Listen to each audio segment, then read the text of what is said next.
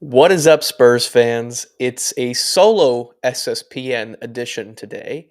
Um, Very unfortunate. My buddy Jude McLaren had to work, so you will be stuck with me for the next 20 to 30 minutes, but it's okay because the positive thing and the most important thing is that we have a Spurs win. That's two in a row. I don't remember the last time that we had two wins in a row, but it feels great. And it wasn't just any ordinary win either. 135 299 over Charlotte Hornets. And I know they're not a great team, only 8-28 as their record, but tonight was the first time since I think the 15th game around November 22nd, first game back for their All-Star LaMelo Ball. So the fact that we were able to get a win, and not only get a win, but in a decisive fashion, is a great sign for the Spurs. And I think if we want to just go main theme, takeaway for the night, the Trey Jones in the starting lineup continues to work. It continues to prove most effective, having an actual point guard in the rotation in that starting lineup with Wemby, with Sohan, Vassell, and then Champagny as that floor spacer and defensive specialist. So things are starting to click. Again, I want to take everything with a grain of salt. Even with LaMelo Ball, they were still missing their big Williams as well as Gordon Hayward, two important pieces for their rotation. And then, of course, their second overall pick, Brandon Miller, went out, I think, in the second or third quarter after that unfortunate incident after Keldon tried to block his shot, kind of bounced his head off the floor, so he had to go to the locker room. But all that being said, a 36-point win is nothing to turn your nose at. This was an absolute showcase from really everybody top to bottom, but most importantly, Victor Wembanyama, who shot 9 for 14, 26 points, 11 boards, only one assist tonight, but two blocks. And his presence, man, on both sides of the ball is just so profound. I mean, defensively, I know he only, it's weird to say it, he only had two blocked shots. Two blocks is still really good. But for Wemby, when we're accustomed to seeing 3, 4, 5, even 6 block games, it feels kind of understated. But just his presence under the rim. I mean, guys that are 6'9", 6'10", Sean Elliott talked about it. Nick Richards is the most common example. Having the ball on offensive rebound situations right underneath the rim and just not taking layups because they know his presence is there, having to kick it out and take contested threes. Everything is starting to click. But if we want to, let's just run through the quarter by quarter analysis here. I was taking some pretty detailed notes on this game because I knew I wasn't going to have my crutch, which is Jude McLaren. But before we get into that, let's take a look at the comments here because I haven't had a chance to look at it. Matt Wilson, always in here. Also happy with the 2 wins in a row. Thank you for being here, my guy. Naz Kraz, 11. Thank you also for bringing in here. 2 Clutch Corey. We appreciate everybody with their support. Matt Wilson feeding Wemby takes away. That's his takeaway for the night. Yeah, pretty much. Everybody starting to look for Victor Wembanyama. The offense is finally starting to click. And you know what? That takes us into the first quarter here. Ball movement and ball speed was evident tonight, led by Trey Jones, who's facilitating and pushing the pace. Pace, pace, pace. That continues to be an emphasis for this team, clearly. When we're playing solid defense, which we did tonight, active hands, forcing guys out of the interior, led by Victor Wembanyama and Dominic Barlow, who had a terrific game. In that first quarter in particular, how many blocks did he have? Because I feel like he had most of his blocks in that first quarter. There was like a sequence there where he blocked Nick Richards a couple times in a row. He only finished with 3 blocks tonight, but definitely worked on that rotation, that late rotation that we harped on him last game. From the jump, it was evident that was something that he was working on. Probably looked at it in the film room. He fixed it. He fixed it. And small guards were not beating him, and he was able to be that low man rotating late, or actually not late, but rotating on time, and able to use his verticality and athleticism to challenge shots. So that was great to see from him. Wemby is getting the ball early in the shot clock for a change. This has been the case really since Trey Jones is inserted into the lineup, but it was the case tonight. He had a moment where he had kind of a post up on the left baseline, and he faced up. And my first thought was Tim Duncan. Tim Duncan. It just made me a little bit emotional seeing Victor Wembanyama get the ball in a place that Tim Duncan got it for so many years in a row and was so dominant. But he's being decisive. He has limited his turnovers. One of the big stats that they were talking about in the pregame show was that as his assist percentage has increased since the beginning of the year, his turnover percentage has decreased almost equally. So that is a great sign to see. He's getting used to his teammates, and his teammates are getting used to him. Um, that I don't see. I don't want to minimize the effect of having Trey Jones in the starting lineup, but at the same time, oh, one moment, everybody. Before I finish that note, cliffhanger here, let me see if I can activate something for you. We have a little surprise. Let's go. We made it. Yeah. We made it. Jude McLaren, everybody, please welcome him. A little surprise for everybody. He had to work tonight, so I don't think he could catch the full game, but he listened to it on his way home in the radio. So we appreciate him being here. He's getting a really long shift tonight, Jude. Hey, this wasn't the only blowout I watched tonight. But I didn't actually. I don't know that I tried to be clever there. It didn't work whatsoever. I was trying because I didn't watch the Spurs game whatsoever, Ethan. I did catch the fourth quarter from Bill Schoening, but that was the Devontae, Mamu, and Diakite minutes that I caught. So you caught all the good stuff. So I didn't mean to interrupt your flow, but no, you're I fine. was in there for a little bit, so that's why I went in the comments. But what's up, everybody? Good to see y'all. But back to Ethan and the box score and this huge Spurs win. I even though especially with LaMelo coming back, but even before LaMelo coming back, we were talking about Scary Terry and all that stuff. I wouldn't have said, even though I would have said, yeah, we would have had a chance to win this game. I wasn't expecting a blowout even without LaMelo. So the fact that happened and it is our second win streak of the season, even if it's just two, makes me very happy. Couldn't have said it better myself, Jude. And where I was just talking about was, and I would like to get your opinion on this as well, actually, is our success rate in the past couple games seems to be correlated directly with Trey Jones being inserted into the lineup. And we talked about it at length in the last episode, in the last live. I'm curious how much of the success can be given to him being in the lineup, and how much of it is simply just we're starting to understand each other more. It seems like Victor Wembanyama in particular, because of his playmaking ability, and tonight there was a lot of moments where he was actually running the point, it seemed like, and ordering guys around. And the ball speed is popping. The ball movement and player movement is popping. It seems like we're just also starting to figure out our chemistry, Jude. So do you think that they're separate? Are they correlated? What's your thoughts on that? I think it's a little bit of both, just from what you're just talking about. Obviously, I didn't, see the game, but I think it's undeniable. As much, that when I admitted, in the last, or not admitted, but when we just, were being honest with, kind of the way that we viewed the starting lineup and Trey Jones at the beginning of the season versus what we've seen in these other games. I mean, another thing that I did hear on the broadcast was that we won a third quarter again. We've won every single third quarter. With Trey Jones in the game or starting. Now I get that a little bit of him like getting pushed into that spot had to do with Malachi's injury. So I think that I think it's undeniable that does have an impact. And also the stuff that we talked about with, when he's in the starting lineup, he can just play his game, so much more. There's so much less pressure on him with the other guys that are on the floor. But I also think what you said, I think it's twofold. I think it's a little bit of both, because when I was listening to the game on my way home, I was thinking about how there was a press conference earlier this year in the middle of our long winning streak where Keldon's up there and he's like, we just got to keep making the same mistakes over and over again until one day it finally clicks. And I don't, it's a 2-game winning streak. This is a small sample size. But if there's any point in the season where it's felt like that, Ethan, it definitely, you could argue a little bit in that Memphis game. But I would really say that Bucks game, since the Bucks game, is when we have just, it feels like we've looked significantly different. It feels like we've unlocked something. We're playing with way more energy. We're so I much more connected. Not to interrupt you, but no, we've used that term, connected. That is the thing that I've really noticed since that Bucks game. and I think it starts on the defensive side, that connectedness. Rotations are better.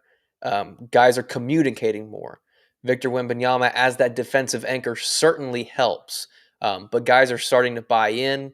We're playing with active hands and getting out in transition. That's where we were really dominant in this game. Was in transition. We were getting a lot of loose balls, and to be fair, the Hornets were struggling as far as Mhm. shooting the basketball. What was their percentage? 36% from the field, 29% from three. So a lot of it definitely stemmed from that.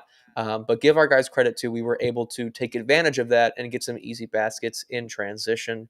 And just to finish my first quarter analysis here, Julian, shout out to him. He played terrific defense. How many minutes did he have tonight? Only 21 minutes, but I thought his defense was very solid and under control when defending Terry Rozier. That first half in particular, Terry really couldn't find a rhythm. I think a lot of that was due to Julian as well as Devin. They kind of switched back and forth on guarding him as well. Um, let's see. Devin got a transition three tonight off a Jeremy Sohan block, and that block shot, Jude, was not an ordinary block shot. Miles Bridges tried to back him down and fade away baseline, and Jeremy Okay. jumped so high, and it looked like a Victor Wembanyama block. Like it Oh, usually wow. block a fadeaway. Jeremy blocked, I think, two fadeaways tonight. So his defensive presence was through the roof again as well. And not to say that he hasn't looked like that all year, but tonight it felt more like what we expected when we drafted him, when it was like, this is an all NBA level defender. We saw that potential again tonight and it flashed. It wasn't so much just like he's staying in front of his guy and playing great defense. Like it was flashy defensive play. So that was great to see from him. And to finish it off, Dominic Barlow again, fighting for loose boards. He got an offensive rebound over three Hornets tonight at the end of the first quarter, and challenging shots at the rim. I touched on it earlier with great My verticality. dog. He had himself a really I was kind of looking at the box score there when you were talking, Ethan, just trying to get a sense of the game. And the thing that jumps out to me, and we've talked about this a million times. Well, really, now that I'm looking at it, everybody was plus on the plus Mhm. minus tonight on the entire team, but plus 35 for Jeremy. I know we've talked about how like I don't want to put too much value on this because there's only so much value you can put on stuff like plus minuses. I'm not saying that there's not value, but I'm Yeah. also not trying to make too much of it either. But that's insane. Like looking at that, that's the thing that jumps off to me. I mean, obviously plus 28 too for Devin, but when I saw that was the first thing that jumped out to me. And then I looked at his stat line and I saw he's efficient, didn't take too many shots, not more than he needs to, and then the two steals and the block as well as the six boards and the four assists too. It seems like he kind of really had that Swiss Army knife type game tonight on top of the defense that we really relished in last season. Matt Wilson talks about it right here. Can we talk a second about JS's improved shot and 3-point performance? And you hit it right on the head, Jude. He's not forcing anything anymore. He's taking his offense as it comes. And there was one moment where I thought maybe he was forcing something, and then when I rewatched the replay, I realized how smart of a play it was. And I think this was in the third quarter. Victor had his guy pinned down low for a post up. Jeremy Sohan had the ball left wing, defended by I can't remember who it was, JT Thor maybe, someone long and tall. Mm-hmm. And Victor was calling for the pass, and I was like, "Come on, Jeremy, pass it to him," and he didn't. Instead, he drove right and kind of used Vic as a post up in his post up position as kind of a screen, like a makeshift screen, and got an easy layup. And then it was an and one because he knew Victor's guy couldn't come off of him because Victor was playing so dominant. So it was a high IQ play, knowing that he had his guy beat and there was not going to be a help defender. So it's smart plays like that that have allowed his offense to kind of flourish a little bit more. And again, it helps so much when Victor Wembanyama has 26 points and was Right. absolutely dominating this game from start to finish. Um, but that brings me to the second quarter, Jude. I was gonna say I want to hear about this because that's the other thing. I mean, I want to hear about the third too, but I really Mhm. just give me the breakdown on this one because 38 to 23. That makes me very happy, Ethan.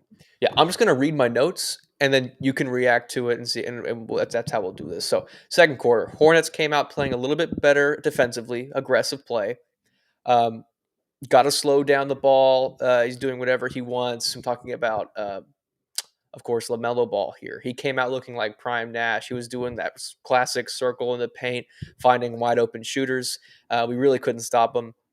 Keldon Johnson had a flagrant foul tonight, flagrant one. He went for a block on Brandon Miller, almost basically knocked him out of the air. Brandon hit his head on the ground. He was out for the rest of the game, so they called a flagrant one. Jeremy hit a nice three. I wrote Jeremy is playing great defense in all caps. Amazing transition speed and passing. Jeremy is cutting. Oh, yes. Okay, I'm glad I wrote this down. There was a moment. Victor Wembanyama running the point. He had Doug McDermott far left side and then Jeremy Sohan kind of running the middle. And Victor literally waves Jeremy through. He's like, no, cut, don't stop, cut. Because he knew if he cut, he drags Doug McDermott's man off. He had Doug wide open for three. It ended up being an additional pass to the corner to Trey Jones for three, so we missed the shot. But high IQ plays from Victor Wembanyama running the court. And that was really what we saw the entire second quarter was guys cutting with direction and decisiveness, leading to wide open threes. And that extra pass is starting to really become infectious. Everybody's making the extra pass, even when that extra pass results in maybe a less quality of a shot, like a Trey Jones corner three or a Jeremy Sohan corner three. But I still like the ball movement, Jude, because it led to better looks really holistically. Victor and Jeremy, high-low post action is pretty much unguardable. They didn't run it that much, but in the second quarter, they did it a couple times. And I'm going to say this now. I think it's more effective when we post up Jeremy and keep Vic at like the 3-point line and feeding him because Victor's off-ball movement is so difficult to guard and he's more versatile of a scorer. Jeremy's a pretty good passer. So like in this instant, Jeremy had a size mismatch. So they were going to have to send a double team. And as soon as they took a step, Victor cut and it was a wide open dunk. So continue to work on these things. I think that these are things we're going to see moving forward. Devin continues to play downhill. He was aggressive all night. Doug McDermott came in and was an absolute heater. And then Malachi Branham, I texted you about this, had a little moment with Popovich after he drew an offensive foul on an illegal screen. Pop was clapping him up, all hyped. And Malachi walked over and just put his hand up and Pop high-fived him. And I was like, oh, yes, Pop's got the energy. So that was how that's something they talked about in practice too, I'm sure, if he reacted that way. I've never seen – it's been a while since I've seen Pop that happy about something. Usually when he's yelling, he's pissed. But he was like, yes, let's go, Malachi. Let's go. Like you could hear him on the audio. So you should go back and watch that. For sure. I got to check out the possessions for both teams on this game on bucketlist.fans just so I can see everything because obviously there's a lot of good stuff, Ethan. But the thing that, you touched on a lot of the offensive stuff. Obviously, this is when Doug came in and started sniping, it seems. But the thing that I want to ask about this, because I hear a lot of transition stuff here. I'm sure there was probably some half-court stuff that looked better as well. But the main question that I want to ask is, do you feel like this all stems from improved defense and rotations? Most definitely. Tell me about that in the second quarter.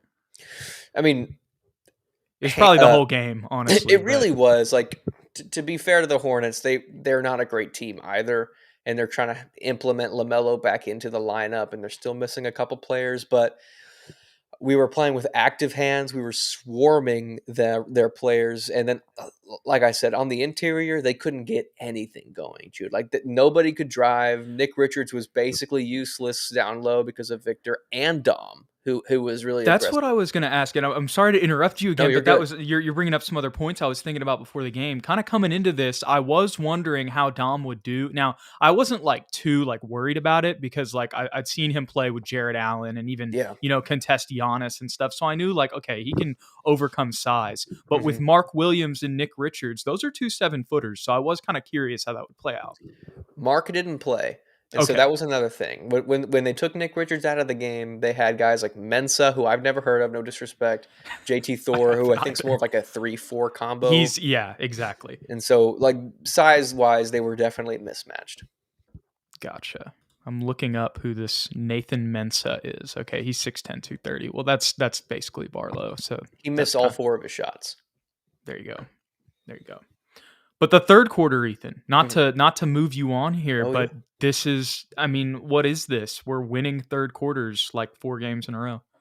Victor Wembanyama started off with 9 points in a row. He had 15 in this quarter. That's right. I heard from Bill. It was a 3 to start the game off, and it was a fluid 3. Like, he shot it and, like, moved away. He knew it was cash. And then it was lob, lob, dunk, lob. I'm pretty sure is how it went. And so it was a lob from Trey, and then a Devin lob, and then he just got like a wide open driving, slam dunk. He went right past Nick Richards. Poor guy did not have the defensive slides required to defend 7'5" Victor Wembanyama. So everyone's looking for him, and I think that's the biggest change. Is once you connect with Wemby once, this is what I've noticed. Once a player connects with him on one successful play, they start to look for him every single time. You know what I mean? So it's almost like there was something we had to get over, like a little hump. Every player was like, I just don't think I can throw the ball that high. Like I've never had to make an entry pass before. Like this feels weird. I don't understand. And then as soon as they do it, they're like, okay, now everything's way easier.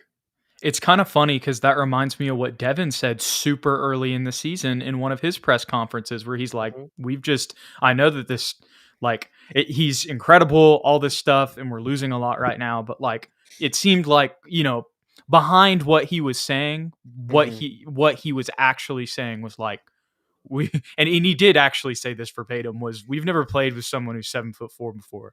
And so there's just a lot of stuff that he can do that is just like, and I've probably said this before, when we were losing, but it wasn't as, it wasn't as easy to see, I guess you could say. Um, there's just so much stuff that he can do that would just be ridiculous to do on any other team, if that makes sense. No, it does. It does. Makes perfect sense. And what was I going to say? It Because culminated, there's no 8-foot wingspan on other teams. You know what I mean? unless you count Bol Bol.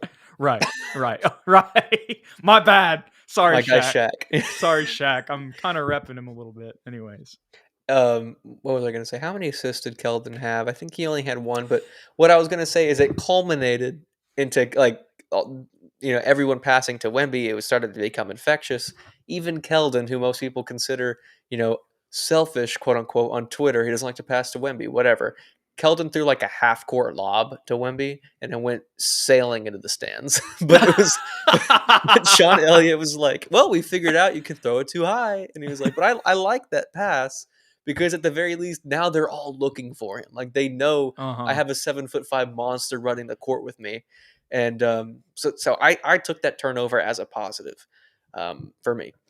I literally wrote down also, poor Nick Richards. He just can't stop him because the number of times that Vic was just like taking the ball over his head, tipping it to himself. I mean, you know what he's capable of. We see it Right. every night, but tonight it was just more so because we were winning and he was being so dominant.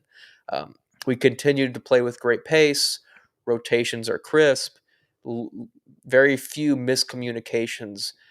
Blake Wesley, he had a hustle play to make up for a Malachi turnover. LaMelo just picked Malachi's pocket, came down, and tried to hit a transition 3, and Blake Wesley was just enough in the way that it scared LaMelo, and he just threw it out of bounds. So, I mean, that was big for Sean Elliott. It's like, this is exactly what we need from Blake Wesley's defensive mentality. And he really played a pretty solid game. I don't know what his box score was. I think he had I 4 was just looking points. at it. So Yeah, he had 4 points. 17 minutes. Sorry to interrupt you again, but Please. I'm just asking questions. Mhm. Did he play the whole game off the bench? Like, did he come in to start? That's what I thought. I thought I might have saw that on Twitter. Or He explain. didn't. I don't think he came in with the initial bench Okay. like substitution.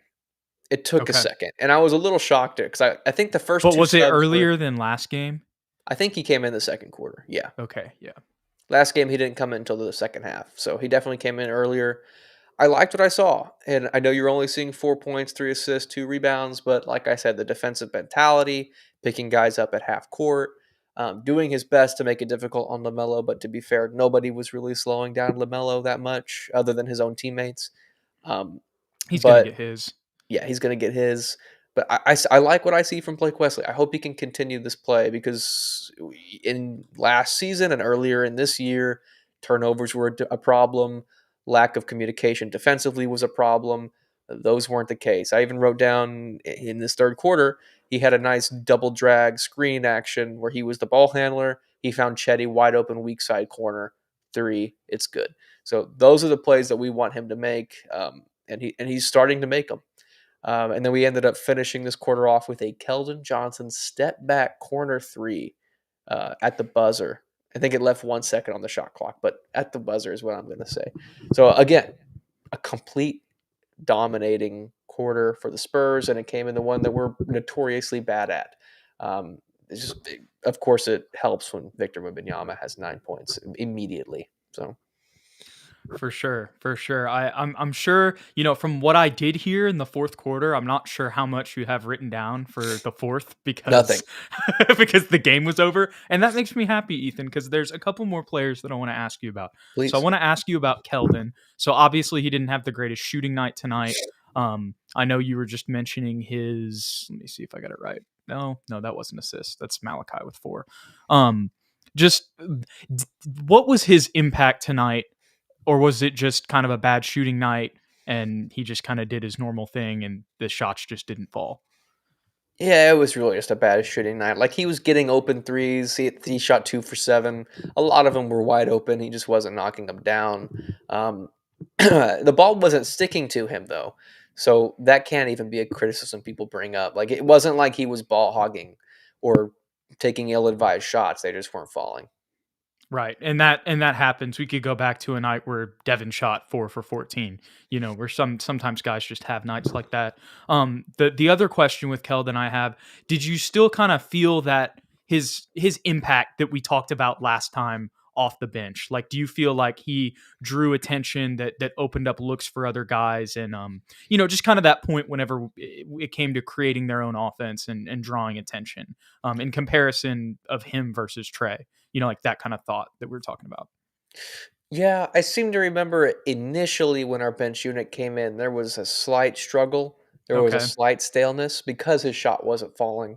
Okay. But I don't know if this game's the best one to judge it on because Chetty had 11 and shot perfect from the field, and then Doug came in and was just a flamethrower in 12 minutes, had 14 points.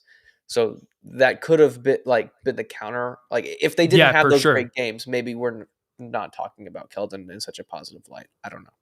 Yeah, I totally see what you're saying there. And Shetty was another player that I wanted to ask you about because he had a perfect shooting night, minus I saw the one missed free throw. But you know what I mean from the field. Um, Mhm. and so I just wanted to ask you what you thought about him. But to touch on kind of what you just said there, I mean, when you put it that way, when Shetty and Doug have Yeah. 25 combined, that cancels out Keldon having a bad shooting night. You know what I mean for the bench, because that's normally kind of what his role would be, and sometimes it's even less points than that. Mhm. And it's still been good. But also, you were talking to me about Barlow and his 3 blocks. If the rotations are still looking the way that they were defensively on the third quarter, or not the third quarter, excuse me, with the second unit, that's really the big key. You know what I mean? For sure. For sure. And defensively, Keldon was still playing solid. I think we need to not take a lot of time on it, but just a positive for Keldon Johnson this entire year is defensively he's been getting after it. Yeah, completely agree. I saw some plays last game, and that's good to hear. Um, so just tell me about Shetty's impact tonight. Obviously, like I said, he shot Mm. perfect, but what were some things that you saw from him? He's just the perfect glue guy, man. I mean, Sean Elliott put it best. He was like probably the only player this season who has been 100% consistent. And it's like, yeah, like Chetty Osman doesn't make mistakes. He makes the right extra pass. He and Doug, their ability to move without the ball and make the extra pass make them so valuable, especially to a young team and honestly to a contending team as well. Like if they were on like the Clippers, not the Suns, they're playing really bad right now, but on a top 4 team in either conference, they would be extremely valuable role players. And this is a perfect game, a perfect example of what they could bring to pretty much any team. Yeah, for sure, man. Another thing that's standing out to me, kind of on top of Doug and Chetty having that performance is this is the first game I think all season. One thing we talked about. And even though last game nobody had 20 points, all of these three guys got close to 20 points. I Mm-hmm. believe this is the first win this season, if I'm not mistaken, where Devin and Keldon have both kind of had, you could say, a meh game, if you will. It seems more like that for Keldon, because I see that Devin was doing a lot of other stuff and still didn't shoot too inefficient. Um, but I mean, that's a really positive sign. The fact that we won by 36 and Devin and Keldon had a combined 22 points. Mm. That's a big change for us. It's a positive one, I think. I mean, this was definitely a win by commission. I mean, win by commission Committee, plus Victor Wembanyama. Like right? he He solves a lot of carried. the problems. Yeah. Okay, the last question that I have for you, Ethan, is about Malachi Branham. Um, I just see he's plus 19 in the plus minus, but didn't have the craziest game on the stat sheet, but was efficient from three. Yeah, I think those 2 threes were momentum threes for us. I remember them vividly. Like when they went down, I screamed because they put us over the top, and it was like to the icing on top of a great run. Um, I don't even know what to say about Malachi anymore. Like every game, he seems to be putting these kind of stat lines together of 8 to 12 points with like 4 to 6 assists. Right. But I have a hard time remembering like what exactly he did. You know what I mean? Okay. But at the same time, he didn't do anything bad. So is that a positive? I don't know. I think so. But Well, I think the main thing is the moment that he had with Pop. I think if you yeah. add that on top of the stat line, that and it's not just all about the stat line, but the reason I was mainly asking about it is because his plus minus was so high. But as you're showing right now, that isn't always the end all be all, which is why I kind of made that point earlier when I was talking Mm. about Jeremy's, because like you said, you didn't remember necessarily too much, but it also seems like he didn't do anything. He wasn't like making disastrous mistakes either. No, no, not at all. But I don't think he does that really ever. Yeah. If we want to take one positive, and it kind of goes with the Pop thing, defensively, he was getting after it as well. I think he's made strides in that same category in the same way that Keldon has. For sure. For sure. Well, Ethan, I think that's really all I've got for this one, but I was going to look and see. Okay, so we play the Hawks on Monday, Hmm. on Martin Luther Play King the Day. Bulls tomorrow Or too. no, I can't see yes. that one. Thank you about that. Okay, so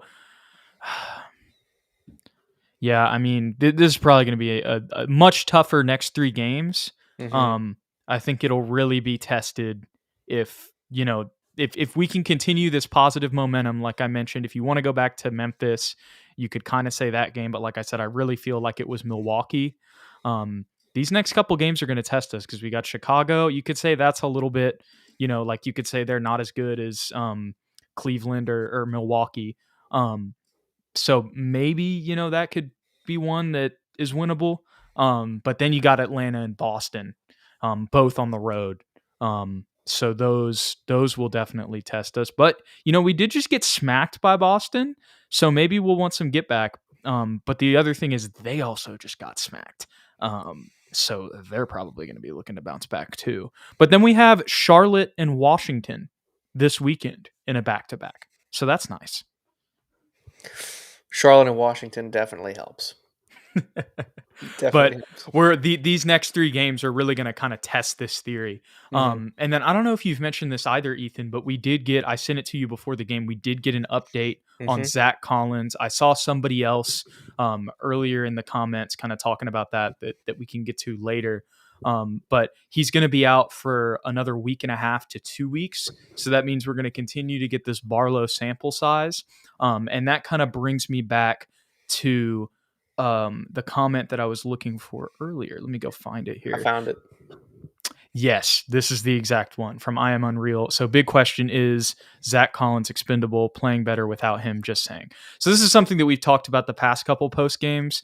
I think a lot of it depends on how, these next couple weeks go, like I said. But me and Ethan also talked before the game, and there's just, it's really, I mean, I think there is a small percentage chance if Barlow just continues to play the way he's been playing that maybe we move him at the deadline.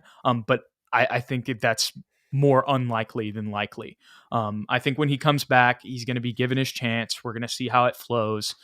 If it goes back to the same struggles that we had, before, then, obviously there will be some things that are becoming apparent. Um, but I also think that what we were talking about earlier, whenever it came to Trey being in the starting lineup, when you were asking me, okay, what is it, Mm, Trey, or is it just are we clicking? I think that same principle can be applied, and we texted about this beforehand, to Dom. As much as I love my boy, and he's showing some potential for sure, and also the Spurs did just get granted Charles Bassey's injury exception, so they're going to have another roster spot. So there's a chance that we could just sign Barlow for depth, and he replaces Bassey. I think honestly that's probably the most realistic thing mhm, in this scenario. But what I was getting to before that was that there may be a chance where Zach comes in and those defensive rotations are the same. I mean, maybe there are some situations in the paint where we play the Bucks again or something, and Giannis dunks on him. Um, I'm being so I'm riding that for as long as I can with Barlow. No, but in all seriousness, we have genuinely seen some differences in physical interior defense in these games between Barlow and Zach. I mean, has Zach had a 3-block game this year? Probably not. Not that I can remember. I mean, maybe there has been, but mm, I think you get the point that I'm yeah. saying here. But aside from that, if the rotations and the way that we flow and the connectedness still happens, and especially also with Keldon having experience playing with Zach as well, Keldon being on the court might open some things up for Zach's offense, and also the rotations. If they continue to be the way that they have, um, I think that minimizes a lot of Zach's defensive deficiencies, if that makes sense. Long-winded rant there to answer this point, but give me your thoughts on that, Ethan. Yeah, I think Pop will give him the benefit of the doubt. The way he's talked so glowingly about him, and at the beginning of the year, he said he's the starting five of the future. I think that has now been debunked, but at the same time, he's been a Spur for a little while. We've nursed him back to full health. And I know he's had a rough year, but he's also had some great moments. And toward the end of last season, when we traded Jakob, he had some really, really good moments and a long run where he averaged like 17 and 8 and Right. 5 or something. So Pop will give him a stretch of games to prove that it's not his fault. It's like you said, it's just the fact that we're all clicking together. And he has yet to play on the bench with Keldon. When he played on the bench, he was playing with Trey. So he'll need a sample size to prove either that he is the backup center or prove that Dom Barlow is the backup center. I mean, we'll know pretty quickly. I feel like, especially that Dom is getting this large sample size as well. And, it's going to be kind of perfect timing, Ethan, because about 2 weeks from now, which is supposedly the max for Zach to be out, is going to be about 2 weeks till the deadline. You see what Hmm. I'm saying? So Yeah, you're gonna have another 2 weeks of Barlow, and then you could play Zach for 2 weeks. And if that's really something they're considering, I think that's enough time to kind of see if they're ready to just elevate Barlow. But with all of that being said, Ethan, I really think that they're just going to end up giving that roster spot that we got for Charles Bassey to Barlow. Because at this point, I mean, maybe we get to see him play in the G League next up game because he's actually top 10 in voting for that and is like top 3 in G League scoring and stuff. And the NBA is really, they like to promote that and they want like good players in that game. yeah, Some Ignite guys playing there, Mac McClung, you'll see people like that. Probably Monty Bates, Cam Whitmore stuff.